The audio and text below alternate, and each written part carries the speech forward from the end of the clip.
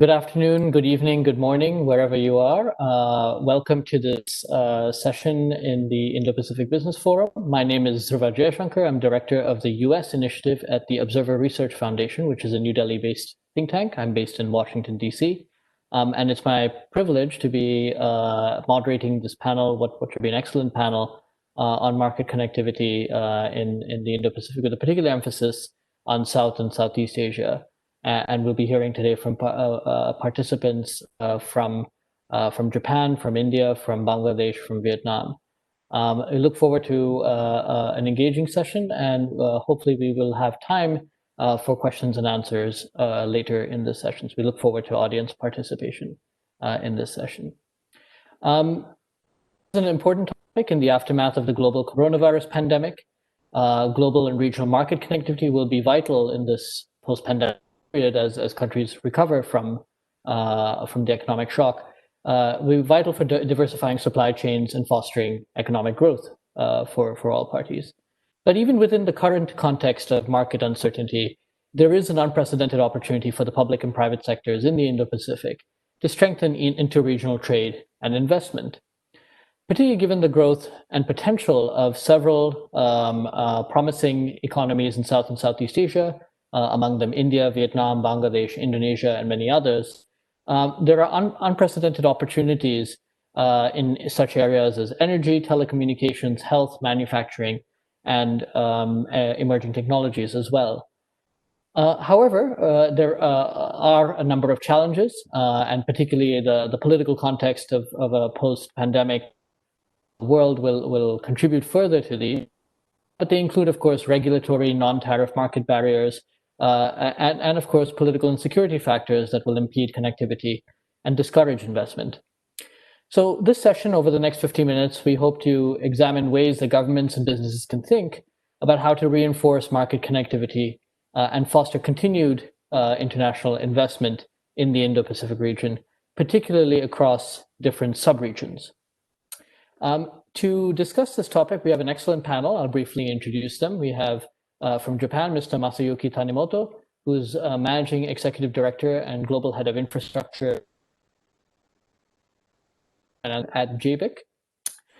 From Bangladesh, we have Dr. Ahmad Kaikaus, who's Principal Secretary to the Prime Minister. Really privileged to have him on this panel. From Vietnam, we have Ms. Leti Hevan, Deputy Director General of the Foreign Investment Agency at the Ministry of Planning and Investment, MPI. And from India, we have Mr. Deepak Bagla, who's Manager and CEO of Invest India. I'll start off by just a few questions to the panelists, and we hope for a discussion amongst the panel before opening it up for questions. I'll start off with Mr. Masayuki Tanimoto. Thank you again for joining us. Japan is a major institutional investor in across the region in South and Southeast Asia. Many of to Japan actually as a leader and an early investor in the economies. There's a lot of talk now about Japan diversifying its overseas investments with an eye on supply chain resilience in particular. Can you talk briefly about some of the steps that have been taken to date by your organization and other Japanese institutions, and where some of the primary challenges lie in this quest for supply chain resilience? Okay, thank you very much. JBIC is probably, as you know, that Japanese governmental financial institutions, and main purpose is to support the foreign direct investment of Japanese companies. Therefore, we have been conducting the FDI survey of Japanese manufacturing for a long time, more than 30 years. And Mr. Jaishankar's question, it is exactly what we are going now surveying for this year's survey to be published in next month probably. And generally speaking, Japanese companies has a tendency to pursue the efficiency in short term, like lean, inventories or just in time, that kind of stuff. But COVID-19, reminds them the importance of resilience that lead to the long-term efficiency. So, and I found that there are two types of ways to enhance the resilience of the supply chain. One is diversification, like Mr. Jaishankar said, that so many Japanese companies are now trying to have a kind of 2-track or 3-track type of the supply chain, and looking for the other place to to invest. And in this regard, that I'm very impressed by the fact that some South and Southeast Asian countries, notably Vietnam, are very nimble and smart, and so they try to seize this opportunity. And Vietnam has established the special task force to attract the high quality investment from abroad, and they have done a lot of good promotion in Japan in summer times. And I heard that many Japanese companies has already decided to make new investment in Vietnam, and Thailand is also do the similar things. And these are very impressive movement. And the JBIC has established a new facility, so-called growth investment facility, to support those kind of new investment flow to the new destination. And the second way to enhance the resilience is to enhance the supply chain locally, especially that is effectively very effective in the large country with a large market like India. So taking the car industry as an example, Japanese car industry like Maruti Suzuki or Nissan Toyota, they are very present in Indian market, but their supply chain, many of their supply chain located in India itself. I mean, so they have a partnering with many Indian companies, including SMEs. This is very good because that there are a lot of companies in India, for example. So you can have the multi-layered supply chain, and also another good thing is that they are close to the market, so they can adjust swiftly to the change in the market. And also the lesson of the COVID-19 is that domestic business is easier than international business at this moment. So this is another way to enhance.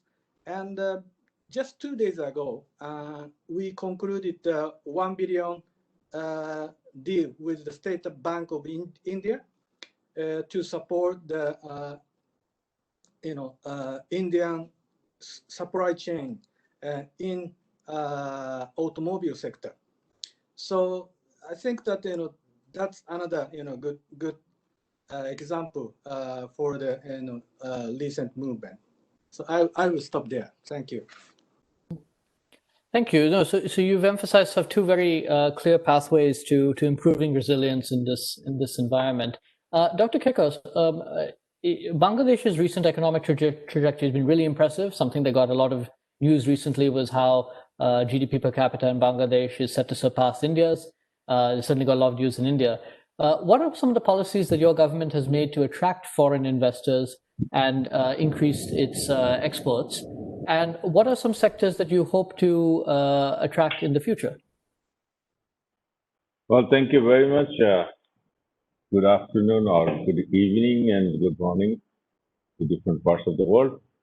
First of all, thank you very much for giving me an opportunity to say a few words on behalf of Bangladesh as well as about the Indo-Pacific Business Forum that we are envisioning that it is going to be very fruitful as well as very dynamic in future.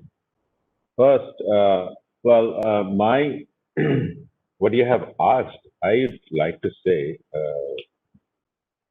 a few words about the forum like ASEAN. ASEAN has created a huge momentum during last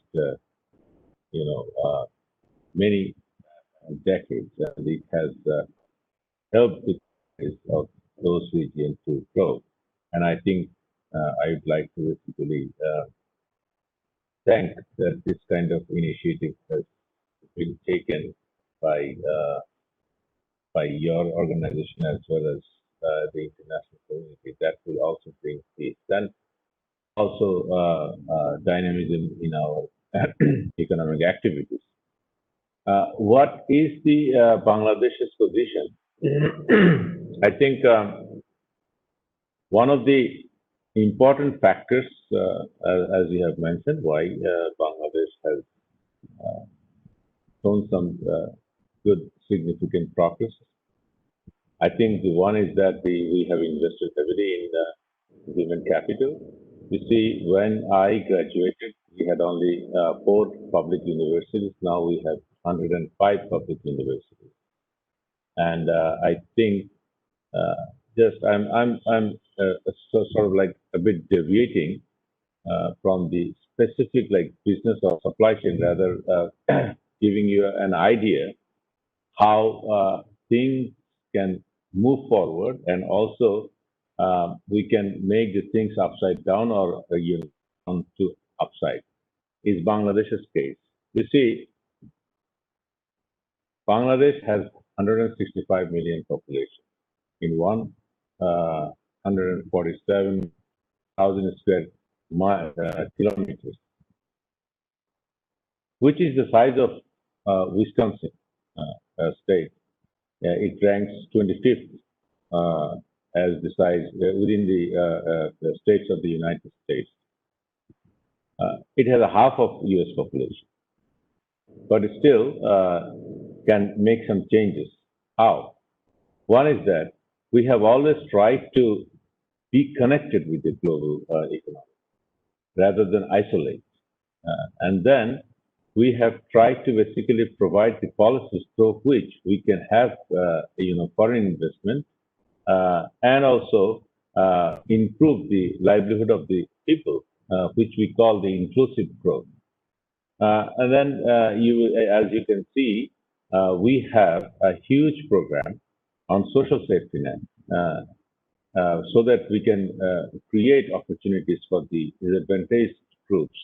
Because unless we have, since 165 million people is also a huge strength in the sense that this is a huge market for anyone, the entrepreneurs of the country as well as entrepreneurs outside the country.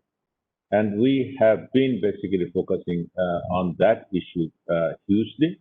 And we have created many organizations through which we can ease the investment from abroad as well as within the country.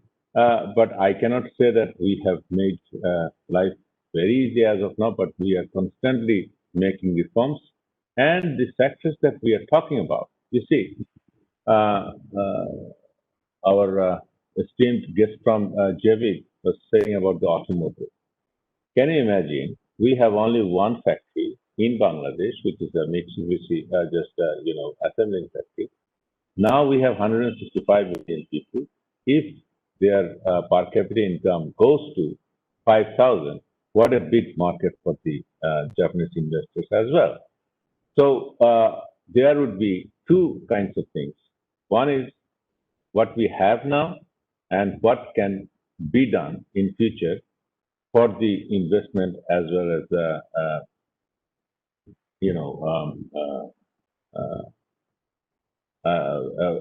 for the global community. Now, we have just to name some of the few industries that we are talking about. We have been able to be self-sufficient in food. But if you go to the next level, we are almost zero. In a sense, we don't have agro-based, value addition activities. So that means, since we have created the base, now with the partnership, we can basically move forward in, agro-value added activities.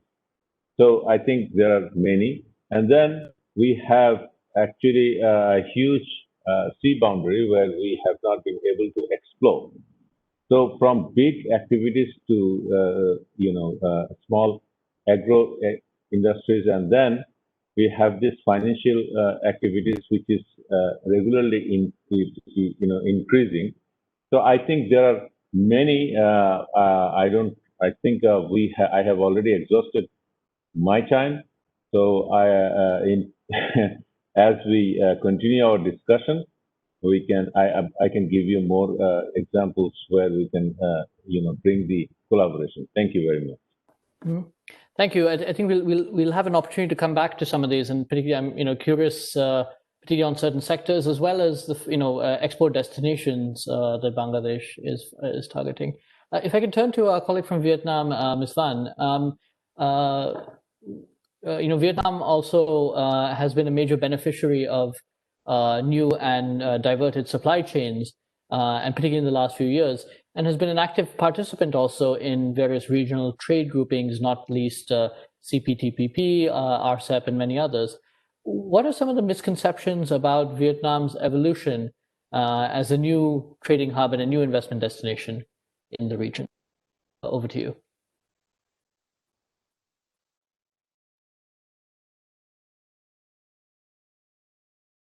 Morning, everybody, and thank you, the moderator, for turning me on. So I don't think that Vietnam has a major beneficiary of the new supply chain. I think we have opportunities, but to come together with the opportunities, we have challenges as well. So our advantage includes we are in the center of the Southeast Asia location. So and we have a stable politics, we have open society, and we have high and stable economic growth. So in the last 10 years, the economic growth on average is around 7%, is quite high. And we have also competitive production costs. Our labor force is, our population is nearly 100 million people, with more than half is in the working age. So make our abundant human resources for foreign investors, welcome foreign investors. Our population is quite in more than 100 million, make Vietnam become the potential market both for domestic and our middle income groups is growing very quick. As well as the moderator mentioned earlier, that we are actively involved in the trade agreement with CPTPP, with EVFTA, and we are on negotiation with RCEP as well. So it makes our expansive international integration and huge opportunities for foreign investors to come in to connect with other markets. As well, we have open policy with many competitive incentives for foreign investment. And during the COVID pandemic, Vietnam have another opportunity for foreign investment, that the Vietnamese government dealing very well to control the COVID pandemic. And our economy now is running as normal, in the new normal. So Vietnam has been a very good example of a safe, huge potential for foreign investment to invest in. However, to become one of the hub in the new supply chain, we have several challenges that we must to be overcome. We need to improve our infrastructure to support, to develop supporting industry, to make connection between domestic enterprise and the foreign enterprise as well. And we need to develop skilled labor to meet the demand of the foreign enterprise. And we need to enhance the supply chain capacity and competitive needs of the domestic firms. So we recognize that. And in order to do that, we just the JBIC panel mentioned earlier, that we set up a task force led by the Deputy Prime Minister.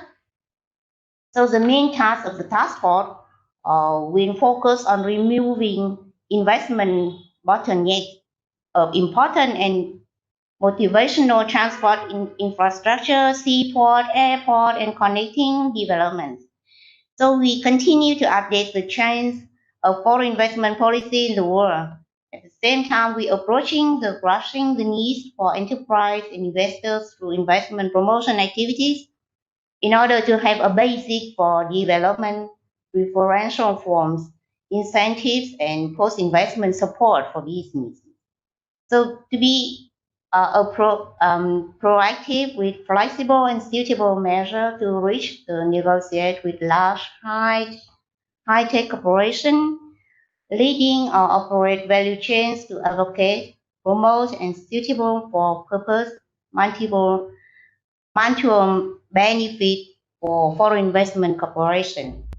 And the task force also carry out domestic and foreign investment promotion activities to attract projects in high quality, large capital scale, in high-tech innovations to transfer the spillover effect to domestic one, commit to cooperate and create favorable conditions for Vietnamese enterprise to participate in the value chain. So this year, we also developed the three legal framework, three laws in order to give the favorable legal framework for investment in Vietnam. Actually, the investment law, the enterprise law, as well as the law on public-private partnership has been approved by the National Assembly. Yeah. So they adopt many new provisions towards simplifying investment procedure, increasing decentralization process to make it transparency, diversifying investment forms, adding special investment incentive for large-scale projects that I mentioned earlier. And we apply modern governance in order to meet our target on attracting foreign investment. I would like to update some information on the FDI situation now in Vietnam. Up to October 2020, Vietnam has attracted nearly 33,000 projects ongoing from 138 countries and territories all over the world, with the registered capital is 380 billion US dollar, of which more than 60% in the manufacturing sector, followed by the services sector. So in the first 10 months of 2020, we still attract the commitment of 23.5 billion US dollar. It's less than the same previous last year, but it's in a positive number compared to the reduction of nearly 50% all over the world in FDI. Thank you. I will stop here.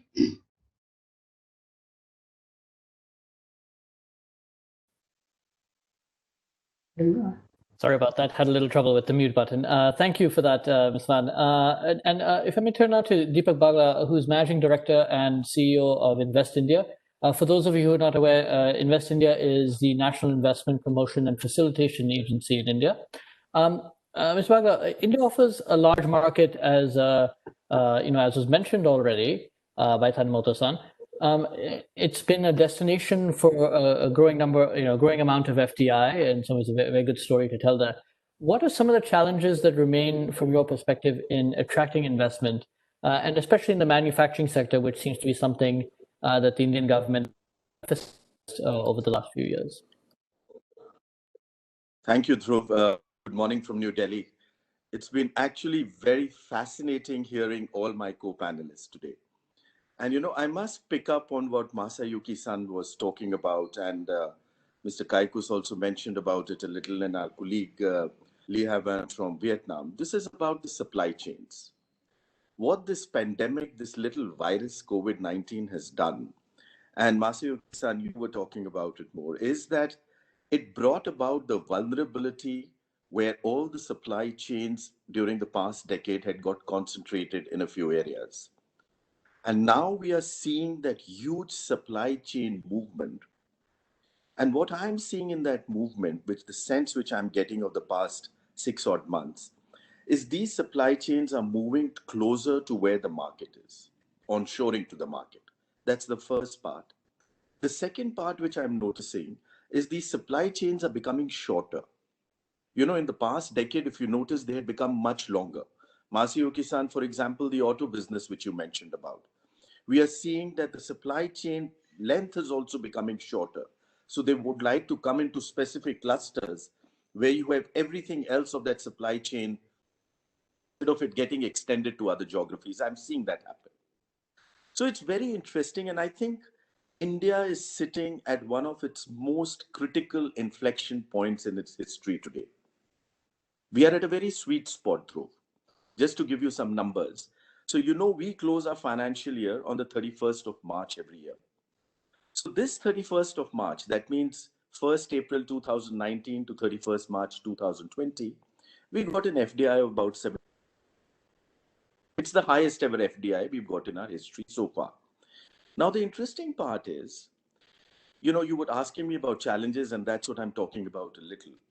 When you have a market size, and when we talk about India, it is probably the most unprecedented pace at which the change is happening and the scale at which this change is happening. That means there are new opportunities coming up across all sectors. And the change or pace of change has been so fast that one of the most interesting things we are focusing on is telling the story to the world as to what this new India is about, which we have witnessed in the past 60 months under Prime Minister, where you're seeing a new India emerge. And let me give you instances on that.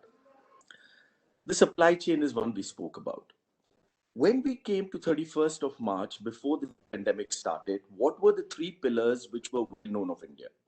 It was the fastest growing large economy. It was probably the largest single market available to the world in the free democratic world, at least for the next 200 years. I'll be 1.5 billion customers by 2024. So I don't see, at least for the next 200 years, any single boundary having the same customer base. We were the youngest, average age 20. Was one of the youngest on the planet all the way up to 2080. An interesting thing about youth is that the demand cycle changes considerably where that is concerned. So all these three pillars got firmly established. And one of the good things which happened of Prime Minister Modi's decisive leadership of coming up with a very early lockdown in India was to contain this virus. And the interesting thing is we've been able to contain this virus geographically to a few districts in India. You see, India is divided into administrative districts. We have 734 physically administrative districts of India. 46% of these cases are confined to only 20 of them. So out of 734 administrative districts, only 20 of them have 46% of the cases. And again, India is divided into 28 states and 8 special territories.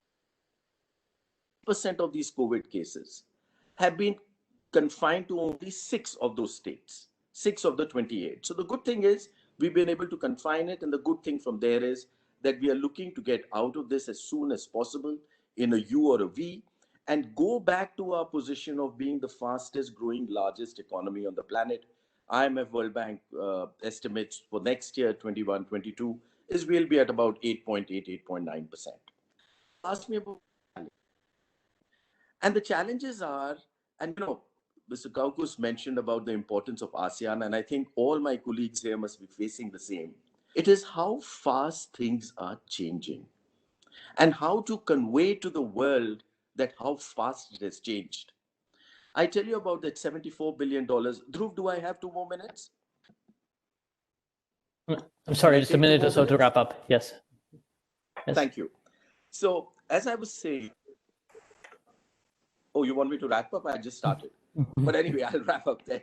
But just to let you know, of those 74 billion, 90% of it came in what we call as the open route, which means that today a foreign investor can invest in each and every sector of my economy. I'm one of the most open economic models in the world today. And the other interesting thing is about over 40% of that 74 billion came in greenfield investment. So the good thing there is that the global investor has found that they can take a long-term call on India.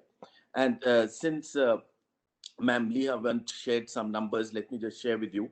So from April until September of this year, April to September, because I told you our new financial year begins on the 1st of April, we've got in excess of $30 billion of FDI already. And the interesting thing about Indian FDI is it is coming across all sectors. In fact, I am about $3 trillion of a GDP today. By 2030, I'm going to be looking at myself at $10 trillion. So what does that mean? It just means that I'm going to add $7 trillion in the next 10 years to all those who are partnering with me in my growth. And you know, JBIC has been a big partner with us. And it's not just auto, but when I'm looking at electronics, I'm looking at processing, I'm looking at infrastructure. In fact, any field which you mentioned, Dhruva, you will find the scale and the opportunity in India as to be one of the largest possible available. And my last point, Dhruva, I'm rounding it up now, is so I told you the three pillars before we entered this pandemic: fastest, largest, youngest. What the government is now making it happen now during this pandemic, there were unprecedented policy announcements to make India one of the easiest to do business. So as we walk out of this pandemic very fast, you 4 pillars, three of which are already well established, largest, fast, at the young, the ease business. This is where India is preparing. And if we have time later, I will mention something and give you some more details of the unprecedented policies which the government has announced during these past 200 days on the policy front to make it easier. Thank you. Thank you. Thank you so much. No, Dhruv, we can't hear you.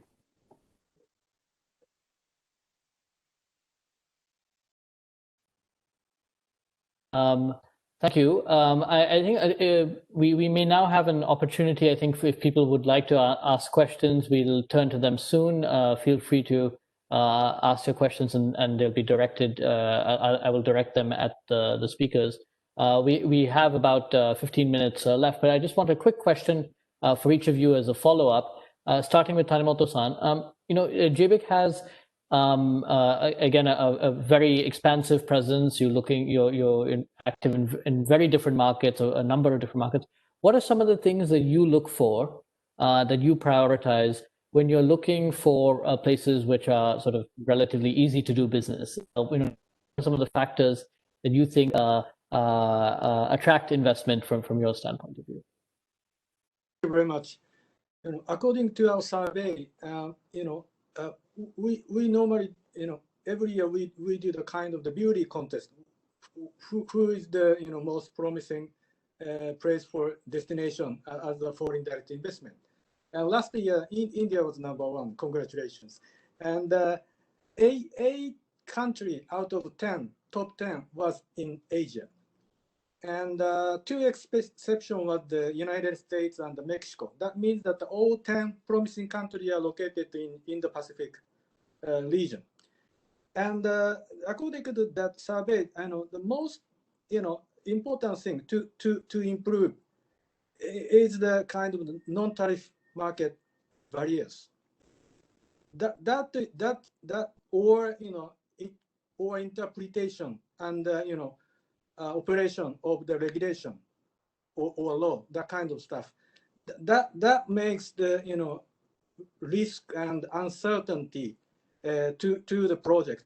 And when company decide the foreign direct investment, they want to reduce the risk and uncertainty as much as possible. But this non-tariff market barrier stuff. That will cause the uncertainty, and these barrier has a legitimate reason.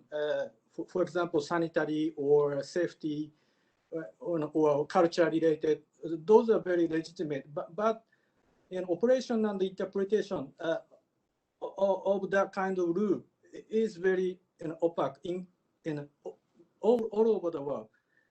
So that is really the important thing to be overcome in order to promote the foreign direct investment. Thank you. Thank you for that.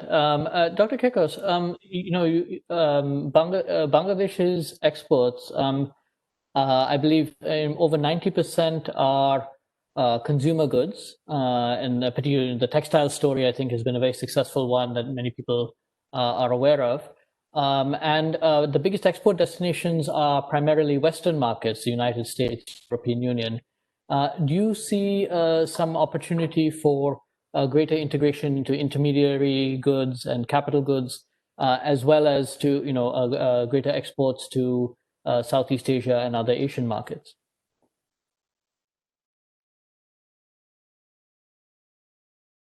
Absolutely. You're 100% right.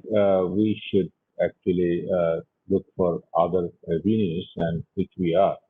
But I just want to mention one of the things that, I think we have to revisit the so-called the model that we think developing countries will always be exporting things to the developed nations. I think that should be a two-way approach. Investment and growth that should go simultaneously from one region to the other, and how we are going to be benefited from each other. This is not only the investment, this is the knowledge, but at the same time, the developing countries like us can also have a lot of things to offer. So that is how we can basically see a better future for the world. So just in a number, that all the developing countries are trying to export things to the developed countries. So what happens if it is exhausted? So that means at some point there will be a re-export of things. That we should also start thinking about that. And we have basically developed so far, like for example, we have shipbuilding industries growing very fast here, to name one. And ICT is another, because our next door neighbor is India, which is one of the fastest growing, ICT sector and technological, corridor. So we are getting the advantage of proximity with India as well. And we have an excellent relationship. So we are learning as well as we are supporting each other. We are getting a huge support from India. And since JBIC is here, we have to basically thank the Japanese government as well, because they are partnering with us in providing big infrastructure projects, such as which we have now. It's called Big B initiative. So that means Bay of Bengal initiative, through which we can make a huge infrastructure projects of supply chain, such as sea route, and so that can also create a new connectivity within the Asian region, especially there is the road connectivity between India, Bangladesh, Bhutan, Nepal, and Myanmar. So I think we are through this kind of big infrastructure and road connectivity, as well as sea, and just to name another, we have 54 rivers flowing between India and Bangladesh. So there are also river connectivities we are trying to utilize, through which actually the free flow of goods, services, as well as thought process is also important. It is not always the things. Actually, unless we have an open mind, it is not going to help. I think that is what is happening in this region. And I will basically, when I see Mr. I'm sorry, Bagla here, as that, you see, we are sort of like in such a momentum that, we are moving shoulder to shoulder. So Bangladesh-India relationship is another example how you can expand the horizon. So I think, yes, you're absolutely right. We are basically trying to expand, and we are doing it with the help of our friends in the globe, as well as our neighbor as well. Thank you. Okay. We actually have a few questions coming in from the audience, and I'll direct them at our other two panelists, if I may. One question I think you asked broadly, but I would address this to Ms. Van. We haven't really discussed the role of financial markets. Is the concentration of finance currently in a few places, is that more of a bottleneck for you, or does that actually benefit the growth of supply chains to a country like Vietnam? Thank you, moderator. Yes, I do agree with you that the importance of financial market into supporting foreign direct investment as well as domestic investment in any countries. So we we have the plan to develop as well as to improve the framework for financial market to meet the demand of the new normal situation. We, as I mentioned earlier, that we opened the new form to invest in Vietnam. So not only we are now allowed to the form of PPP and project financing. So we cooperate with many donor and financial market all over the world. For example, from the US, from Singapore, to open the ways for financing project in Vietnam. So we understand the importance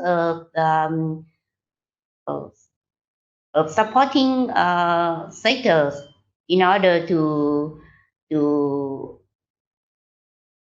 facilitate investment and company operation in Vietnam.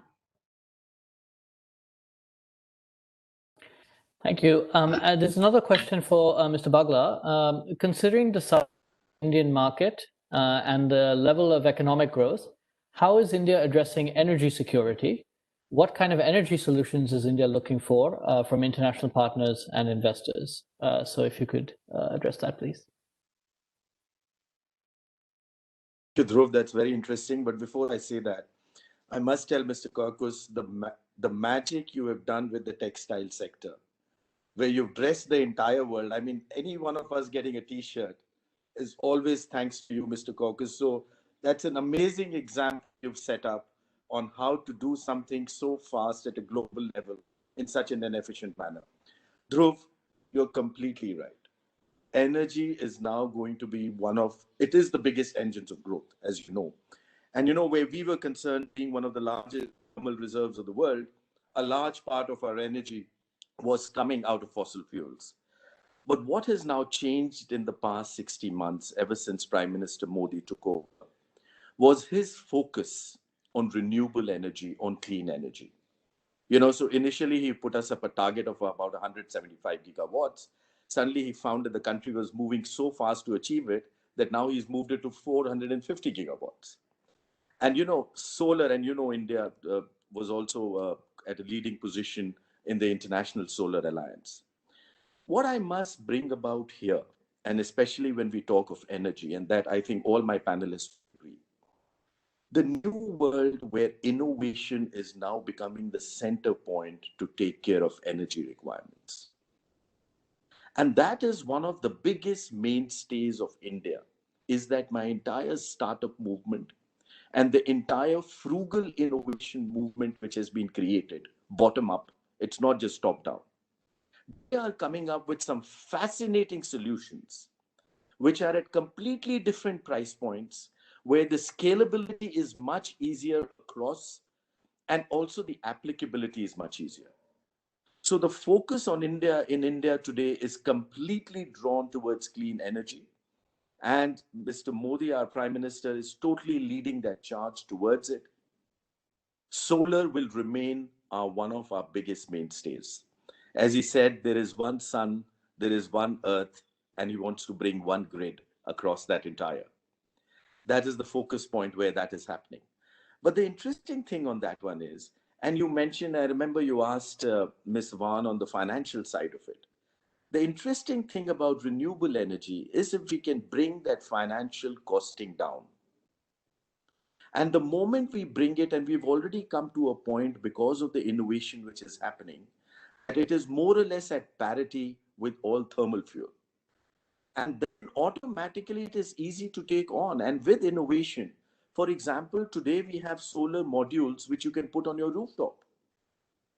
The world's first 100% solar charged airport, by the way, not just the first, the only one, is in India in Cochin. It's in Kochi. And I just see that happening at a very fast level. We just had last week the International Solar Alliance meet. And country after country, participant after participant, we saw how the innovation, and that is where the partnerships come about of what we are all talking about. Innovation is a result of partnership. And this new world of startups and innovation, where Indian startups are right there partnering with everyone across the globe to come up with these sustainable solutions. So we've already come to a point. Just about 5 years ago, we were desperately short of power. In fact, even the capital of Delhi used to have power cuts from 4 to 6 hours a day. Today, we are in a position of being at some points at a power surplus country.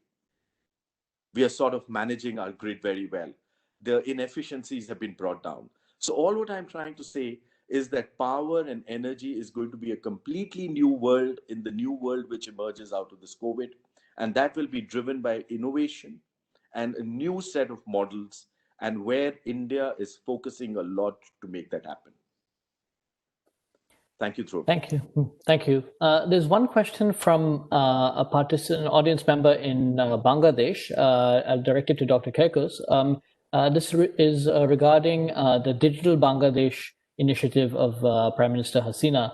And the question basically is how much of this is, how much of ICT issues are and startups are part of the conversation with the United States? What is the current status of that? Well, the Digital Bangladesh is one of the things that we are very much proud of. In fact, it has started only Honorable Prime Minister, when she took power in 1996, at that time she realized that we should focus on digitalization of the country. But later on, actually, whole new project started in 2009 when she came back to the power for the second time. And now at the moment, this is one of the, I think, the flagship programs which has been very successful. You see, during the pandemic, this COVID-19, our management was totally, and still the operation of the government as well as service deliveries have found a very good means to efficiently run is digital platform. And we have realized in the country that we have a huge digital platform now, based on which we don't have to go out of the home. We can perform our duties. We can, transfer the services or the even the money and everything through digital platform, and we are continuing our education through the digital platform. Now, we are basically the other thing that we are trying to focus now, which is probably one of the going to be a huge area for the global partnership is, again, the digital world. Because in Bangladesh, we have, can you imagine, our sons and daughters are making more money than us. Because they are doing some activities digitally with the US and many other countries. And nowadays, they are not much interested to take a job. We are trying to basically now recognize the so-called startup and the freelancers, because in our society, this is a very funny example, but I think it's interesting. You see, if you want to marry a girl, you have to tell the parents what you do. So when they say that they're a freelancer, then they ask, what is a freelancer? What do you do again? So they are making huge amount of money as a freelancer than doing any job.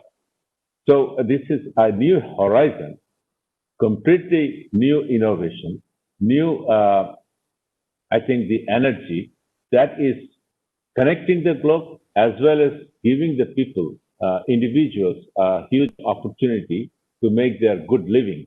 And that is why we have come up with a national program to recognize the young folks, those who are freelancers, and actually better than those who are like us, those who are doing the job. So I think in the digital, I can give you many other examples what we have done. I think that can be easily found in our website. I don't want to give the details, but we are basically, I think, fully prepared for digital, activities. And we are also next time, recently we had also discussion with the US counterparts that we will basically focus on digital money.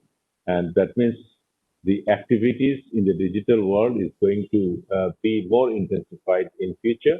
And I think we are very much well prepared. Again, I must thank our good neighbor that there is always a good spillover from India, that they are quite advanced in digital activities, and we are also benefiting from staying just beside India, through which we are basically getting the advantage of knowledge transfer as well as cooperation. Thank you. Thank you. I'm afraid we've run out of time.